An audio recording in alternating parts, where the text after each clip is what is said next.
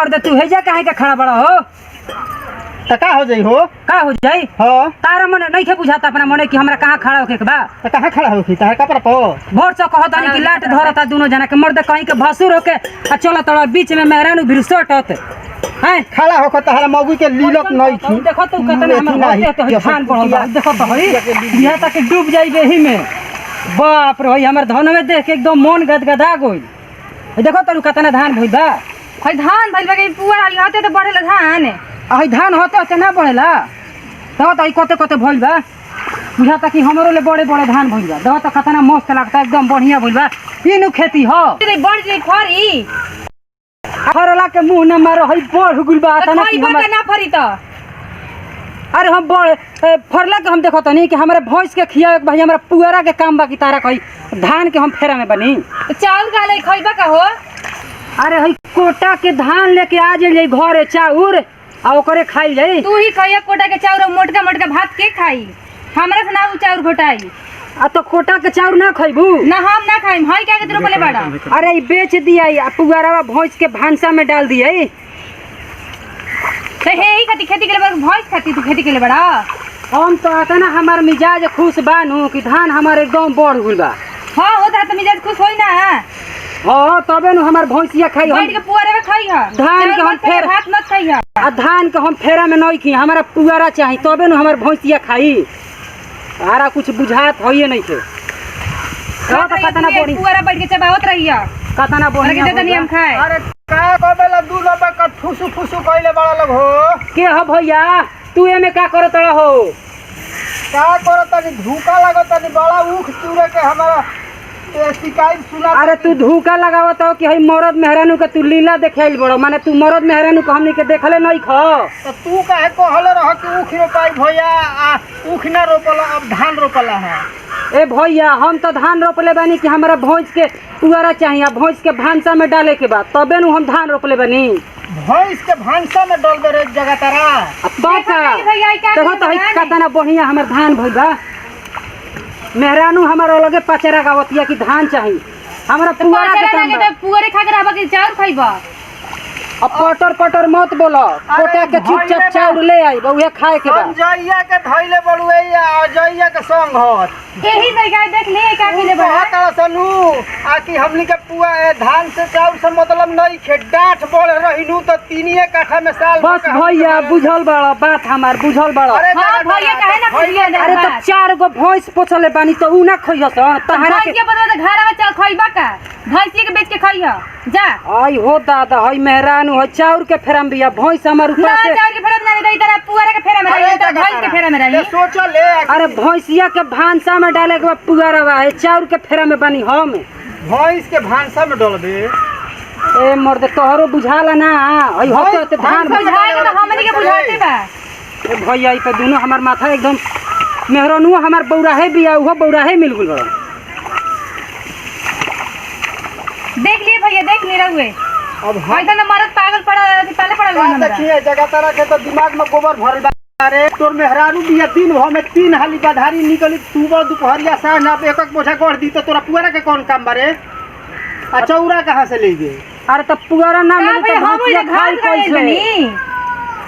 तो आहो तो इहो अपना जगह पर ठीके बड़ुए ई सोचता कि साल समझावा ना भैया तू ही समझावा तू घास गढ़बे ना करबू आई पुअरा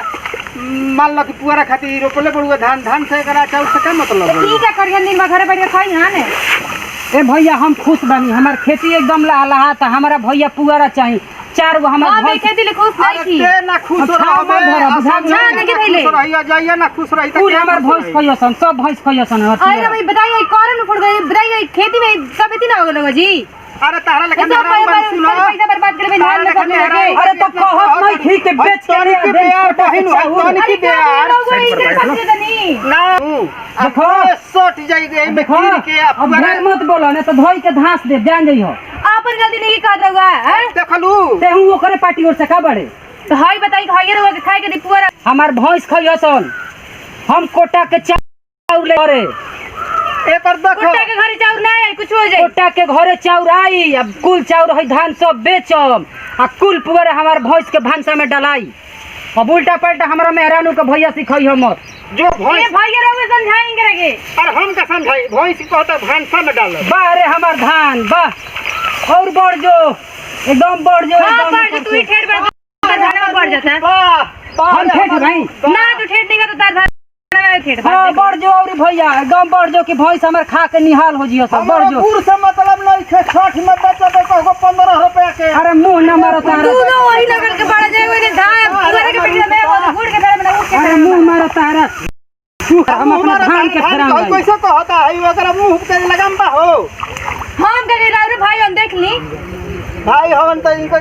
जब संजैया के सुनो संजैया के और जैया के संहत ना छोड़बू तो ई अब जान जा के चौपट बा जौन खेते ये बधरिया बा वो बेच किन के खा जाए।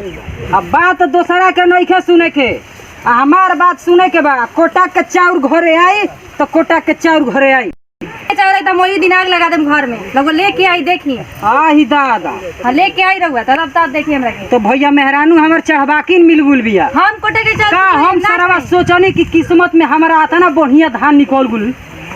कि हमार भैंस खा के निहाल हो जिया नहीं भैया दोसरे पचरा गावतिया हम पचरा गावत नहीं जा ते ना मन बे लगल बा है गाल का लगल बा कबो हनिया तूने बा कभी आइल बड़ा ए मर्दे तू चुप रह काहे के चुप करावत नहीं मौगी के हमरा भड़कावे आइल बड़ो अपन खेती अपने संभारो हमारा खेती के बात मत करो बोलो रोपा ना धान रोपा चाहे गेहूं रोपा हमारा का मतलब है अपन घर संभारे नहीं के चलो तड़ दोसरा के उखी में लुका के देखत कि मरद मेहरारू का करत तड़ आता ना 600 लोग तू तहर मौगी बोइले बड़ा ना त कबे ल होइसे झांक के देखत तड़ कि मरद मेहरारू का करत तड़ है मातम चला के मुंह मार के फोड़ दे अरे ई लोटा का को भैया रहुआ केहू करे पटिशन से का बड़े रे काहे ना रही उनके पटिशन से अपना मुखी में हम बैठल बनी धूका लगल बनी तो तोर के कपार बहुत फटा त हमरा मेहरारू ले बोले वाला के हड़ो हैं के हड़ो बोल रहे खिया गेला ने हैं ना आही दादा काहे आई दादा के तहरा के कोटा के चाउर ना खिया देनी त तू कही हो यही घरी नहीं हर चल जाई लेकिन रहम ना तेरा घरे नहीं हर चल जीबे तब का नहीं हर चल जीबे तब का आही दादा है तो मेहरानू हमर चढ़बाकिन मिलगुल बिया भैया तू बड़ा चढ़ा तो हम नहीं खी तारे ले कोटा के चाउर खाए खातिर जाइल बनी हां ना तारे हां के आइल बनी कोटा के चाउर खाए खातिर तारा के सोना चूर के चाउर ले आवत तनी सोना चूर के चाउर हो